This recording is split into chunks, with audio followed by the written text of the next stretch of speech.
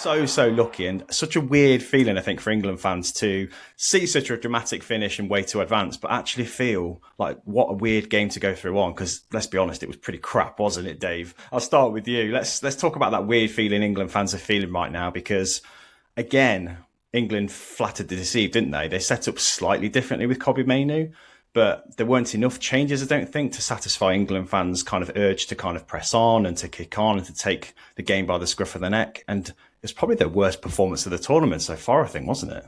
Yeah, I didn't think we expected it could get much worse. But, after this game, I think overwhelming feelings of frustration, for one. Relief, definitely being another, because it looked like we were going to be exiting in the competition. I mean, Bellingham, a lot of people have criticised him for having a poor tournament, but I mean, he's scored probably our two most important goals of the campaign. It just makes you wonder if we can get these players to click. What are the possibilities? Bellingham, look how the season that he's had at Real Madrid.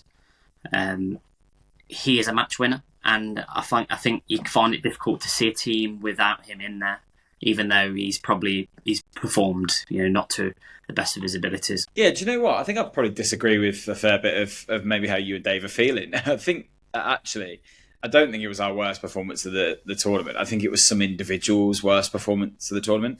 And actually, as a team, I thought they probably had more of the right idea than we've seen so far. I thought the difference that Mainoo made was absolutely huge. And I don't think the system was necessarily the thing at fault here. I just think it was the overall performance of some individuals. And that probably shouldn't fall on Southgate for a change. Like, there are definite things he could have done better. Like, I think he could have been far more proactive in the second half with the changes that he made, as we always say about Southgate. But the link-up play and the quick passing movements that we saw, particularly between Mainoo, Rice and Saka, and then Bellingham kind of coming into that every now and again, I think showed what this England side can do when they're trying to break forward. And it seemed that they were trying to do that. But the final product and moments of some of the individuals were just awful. Like, I think we can say it was Kyle Walker's worst performance we've seen for a long time. John Stones' worst performance we've seen in a long time. Trippier was terrible, if we're honest. And then Foden, Kane, Bellingham, all three of them could have come off if we really are brutal about it. And it's interesting because Southgate holds on to them because he trusts them in big moments, and they come up with the goods in the end. So I think we have to be balanced at how we think about it. It wasn't blow the other side away, steal, like smash a victory home and everyone goes home happy.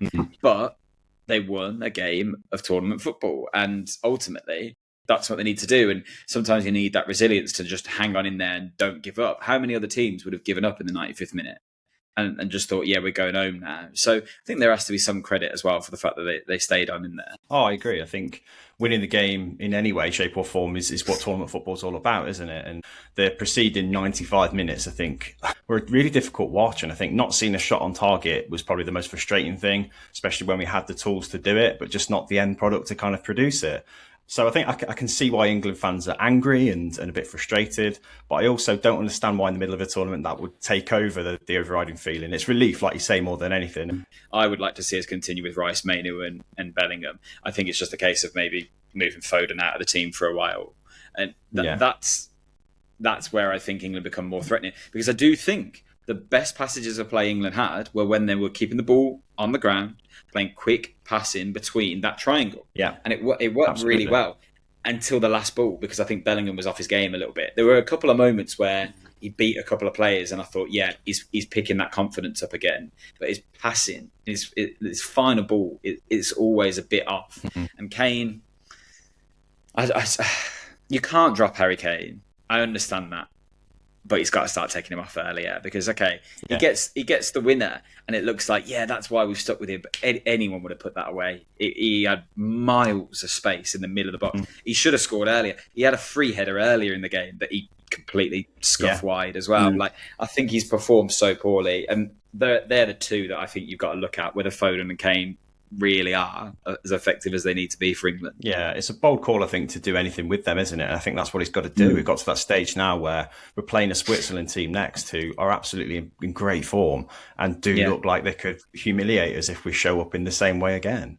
So, there's an element of, I think he's got to tweak what he's got again. there's so many fans asking for wholesale changes. I don't think that's the answer either. No, it won't. But then to play the way we've been playing now for 4 games is just, there's got to be some change.